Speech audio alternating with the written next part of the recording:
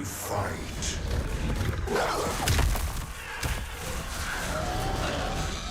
They kill.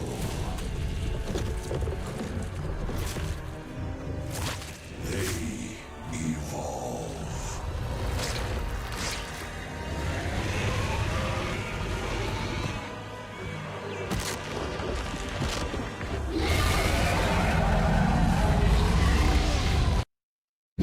Hello everyone.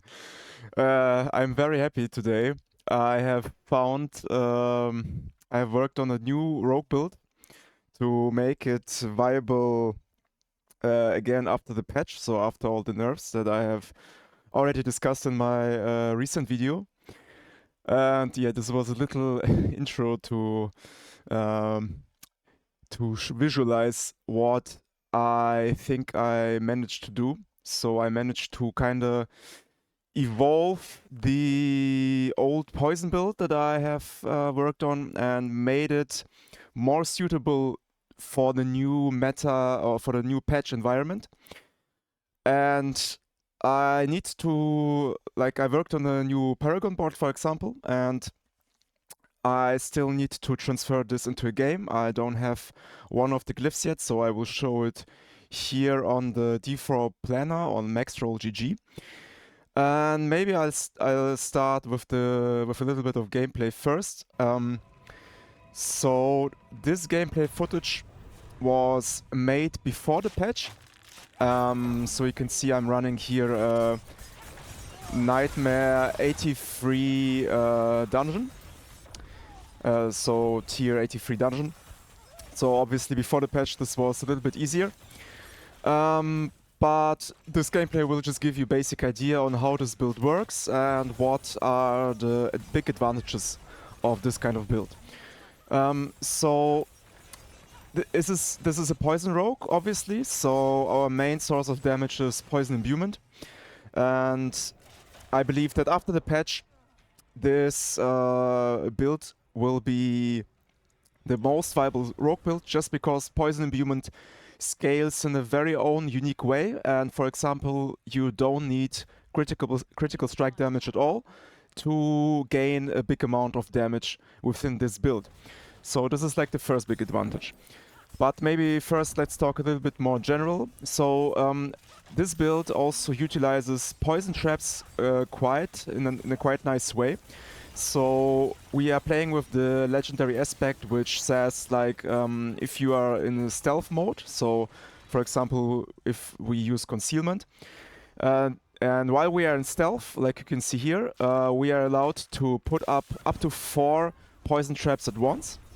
And what this provides us is basically with the knocking back ability of poison trap, we are just able to stabilize within the fight for the first 2 seconds.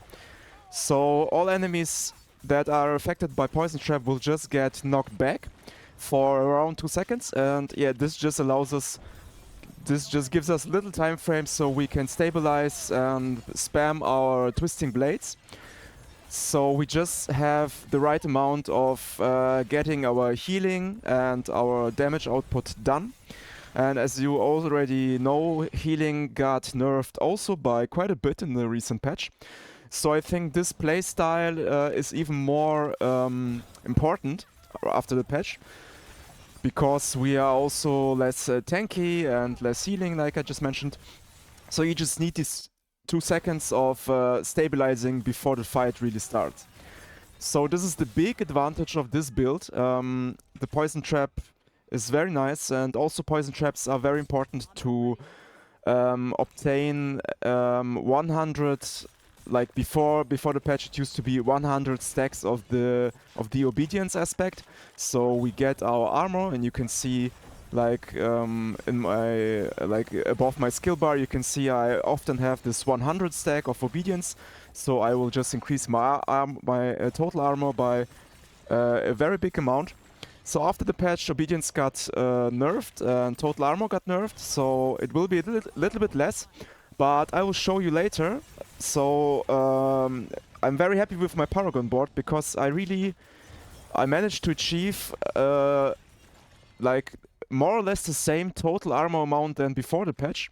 So with this build, you will be able to push for Nightmare 100 tiers, like tier 100 Nightmare dungeons, because I'm reaching the cap of 13,200 armor, which is considered right now as the cap you need to reach for the total 85% damage reduction from armor. So yeah, very nice, and I will show you later.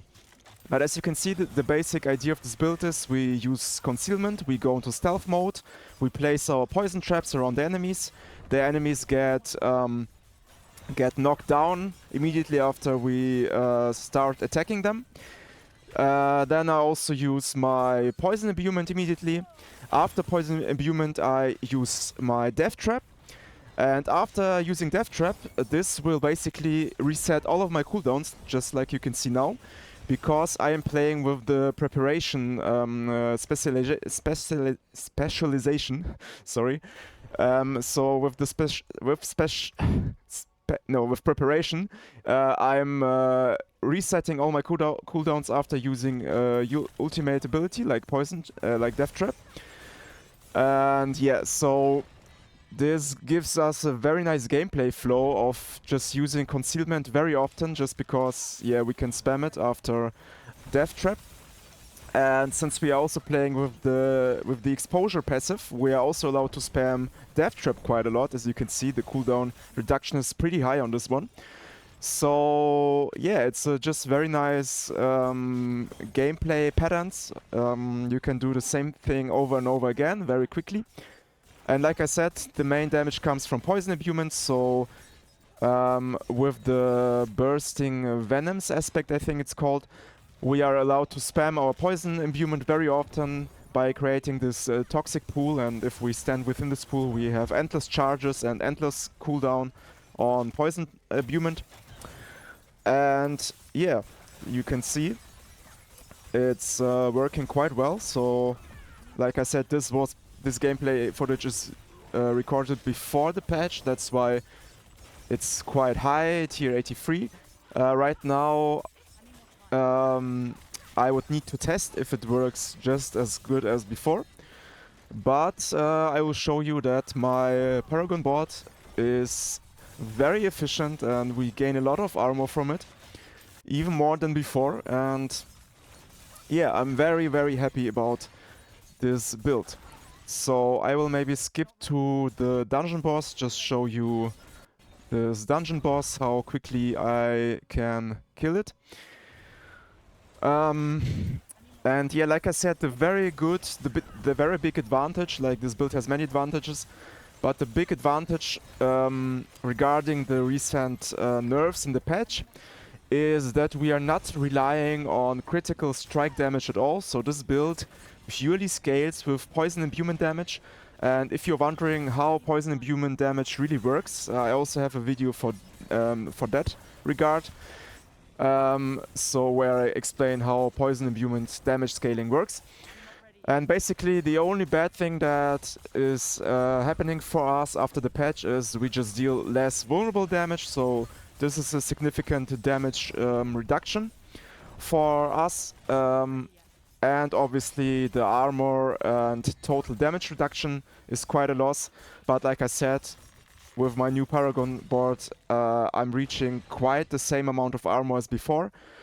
So armor is not that big deal anymore actually, but the damage reduction of course also hurts a bit. Okay, so that was my gameplay, and now let's look at this build.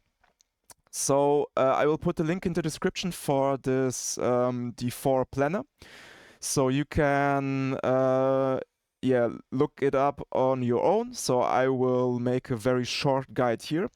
So the most important stats are like before, on your chest, on your pants, on your head or helmet, and on your amulet.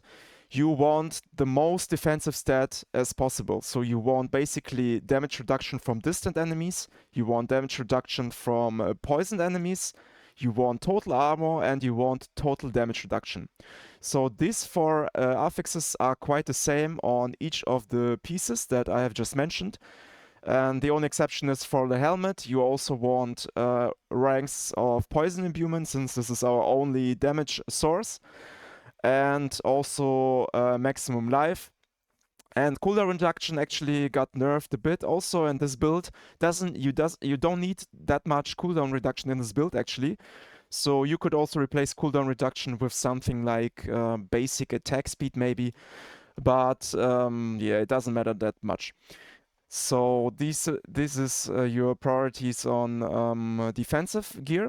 Then on offensive gear, nothing has changed after the patch. Your gloves, you still want the same stats, kinda attack speed, critical strike chance, twisting blades, and lucky hit chance.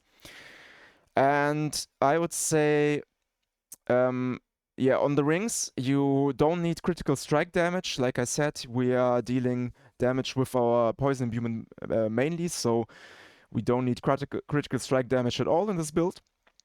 So also instead of lucky hit chance, you could switch this with something like poison damage, since poison damage got buffed a bit in the recent patch. And actually, I'm not sure if lucky hit chance is actually that important for this build. Or, I mean, it is very important, but I'm not sure if the 9% you gain from the rings are that important. But yeah, I need to test this. And obviously the crossbow got nerfed quite a lot, but like I mentioned in my recent video about the patch, you still want to play with a crossbow just because there are no better alternatives for this. So it just got nerfed, but you still have no alternatives. So just play with your crossbow. And here, instead of critical strike damage, you could just aim for vulnerable damage and then some additive damage buckets, like damage to frozen enemies and damage to close enemies. And with this build, actually, you want to play with daggers and not with swords. So swords also got nerfed, and we don't need critical strike. So just play with daggers. They are hitting faster, so you're triggering your lucky hits faster. You're triggering your bursting venoms aspect faster. So daggers are kind of the new meta for rogues. So yeah, forget swords, just play daggers if you can. And on daggers you want as much vulnerable damage as possible. So in general you want as much vulnerable damage. So also on your crossbow and on your rings. And then you want dexterity and also damage to close enemies and damage to frozen enemies. So just the same as on your crossbow, basically. Okay, this is for the gear. Like I said, you can look it up on your own on my D4 planner in the description. And let's okay, before the Paragon board, let's take a look at the skills shortly. So actually, it hasn't changed much. Like before the patch, you still want to go for twisting blades. You want to maximize your stiffening strikes and sturdy for defensive abilities. 3 points into weapon mastery, 1 point into rapid gambits. And here, instead of like if you would play with Shadow Step, instead of Shadow Step, you are playing with Concealment. Like I said, just to play with the Poison Trap interaction. So you want Concealment, and actually you should take Subverting Stealth here. So your Concealment will allow you to make enemies vulnerable for 6 seconds, and this will allow you to play without the Exploit glyph in your Paragon board. And this is quite a big deal, I think. So yeah, very good enhancement here with the Subverting Stealth. I can highly recommend this. Then I like to max out my Poison Imbuement, since this is the main source of my damage. Also put 3 points into Precision Imbuement. Very important, put 3 points into Frigid Finesse, because we have a lot of freezing interactions. Basically, I should mention this.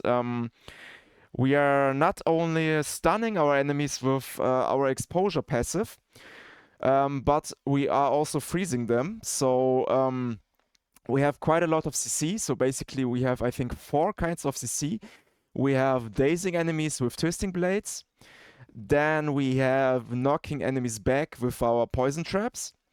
Then we have stun grenades triggered by lucky hit chance with our exposure passive.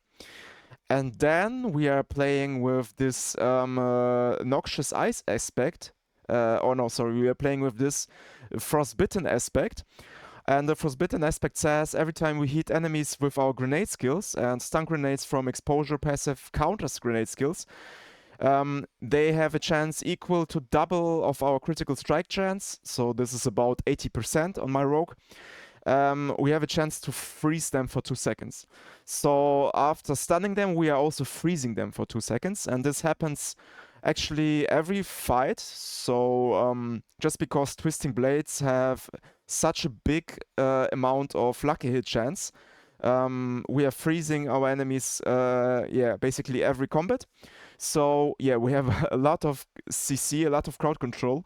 So that's why Frigid Finesse is very important, as this will just increase your damage by 30% because we are freezing enemies so often.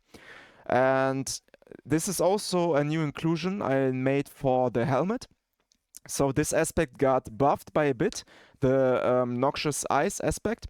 So now you deal up to 29% damage to frozen enemies, so 29% multiplicative poison damage. So this is quite a lot. So I would recommend playing with this one. And the only replacement you could do for this one is playing with the aspect that gives you 25% less damage from crowd control enemies. So if you feel you still are taking too much damage and are not tanky enough, then I would recommend playing with the defensive aspect, the cheats aspect. But if you feel tanky enough and want to make more damage, then I can just recommend playing with the buffed Noxious Ice aspect. So I think this is very good. Okay, and then, so yeah, Frigid Finesse, and then on the last tree you want your Death Trap, all the 3 points here. You want Trap Mastery 3 points, you want Aftermath, this also got buffed, so you are restoring 90 energy now. And as always, you want 3 points into haste. Okay, so this is the classical exposure Death Trap build, but also with the... Oh, so actually this is wrong, not combo points, but preparation. So classical exposure Death Trap build with preparation, and this will allow you to spam all of your skills all the time, spam your Death Trap, spam your concealment, your poison traps, and also your poison imbuement. So yeah. So now let's take a look at the Paragon. Like I said, I'm very happy with this. So in the Paragon, my main focus was to get as much armor as possible, and also to activate all of the damage reduction nodes that are available, because our armor and our damage reduction got nerfed in the last patch. So this was my main goal, to restore back this damage reduction and armor that we used to have. And as you can already see here, my Paragon board gives me 2525 armor, and also with my strength from my stats I get 455 armor. So my stats in my Paragon alone give me about 3000 armor, and this is just enough with my gear to get to this 85% damage reduction at Nightmare 100 dungeons with the nerfed obedience on my amulet. So yeah, very nice. And also, yeah, like I said, I'm able to reach all of the damage reduction nodes. So for example, I have this damage reduction from closed enemy node. I have this damage reduction from vulnerable enemies node. I have the 13% damage reduction from elites node. And I have the 4% damage reduction from affected by trap skills node. Okay. So let's take a look at the glyphs. So I start with the efficiency glyph. This is a very powerful glyph if you're playing a poison damage build. So yeah, basically non-brainer here, and you want to put it on start to utilize the extra armor you have in your starting board. So this glyph will give us 250 armor more. Then tricks of the trade, you want to play with Diminish since you have very nice nodes here. So Diminish will give you 250 more armor and 40% more damage to elites. And also this glyph is kind of nice because you take 10% less reduced physical damage from vulnerable enemies. So yeah, physical damage maybe is not that important as elemental damage, but it's better than nothing. So Diminish, very good glyph for your tricks of the trade board. Then Cunning Stratagem, you want to play with Devious Devious glyph. This also gives you armor, so you can see I'm gaining my armor from all of these glyphs, from the bonuses, from the glyphs. And actually, I'm not sure about core skill damage. Some people say that core skill damage right now also increases your poison damage, so maybe this is bugged. I haven't tested it yet. So if this is the case, then the core skill damage also is very good for this build.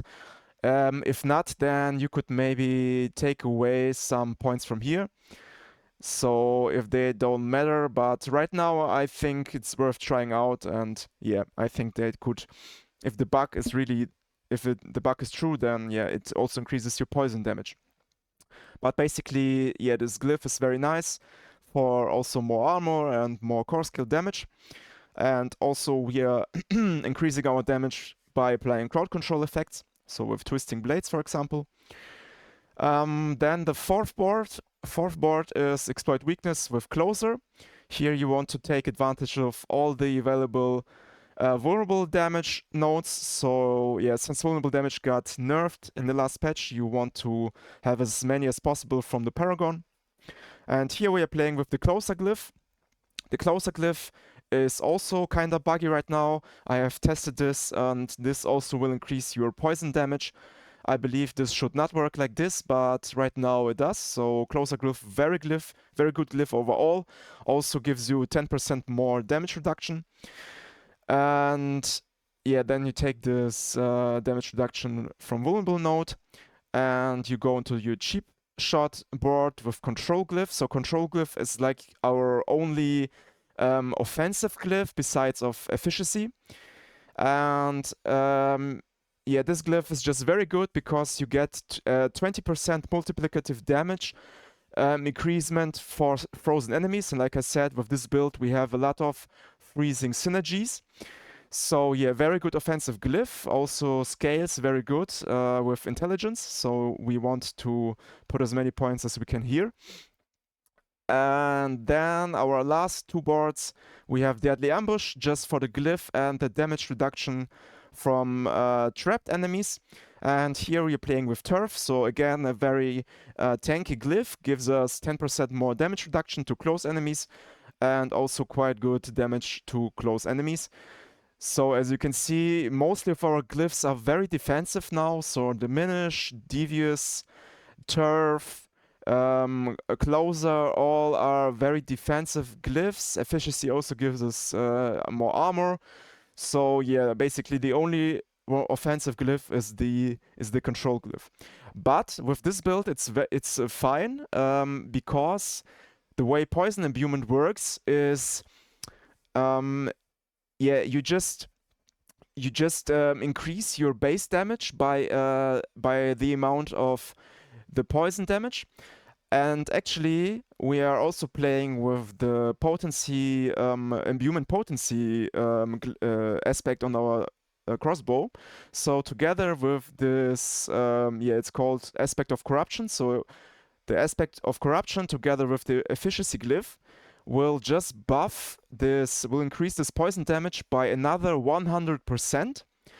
And so basically, how this damage works is if you deal damage with twisting blades, so for example, you deal 80% and then 130% on return, and this damage will get multiplied by about 6.5 amount. So just because of the aspect and the glyph and the way poison works, this will just yeah, you can see this as a 6-time damage multiplier of our core damage, of our base core skill damage. Okay, so like you can just imagine you would have like 300 critical strike damage. 300 critical strike damage means your base damage get multiplied by the factor 4.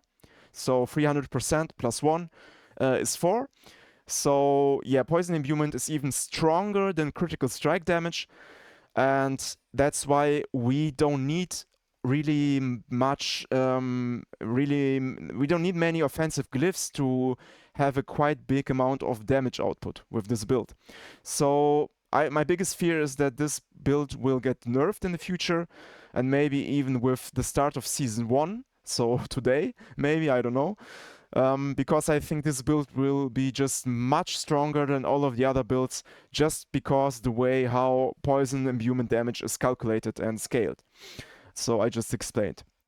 So yeah, and the last board, I'm taking also the Eldritch Bounty just for the legendary node, and this will further increase my poison imbuement damage by 20%, and also give me just some resistances, but we don't care about resistances before season 3. So yeah, but this is just to increase my damage further for 20%.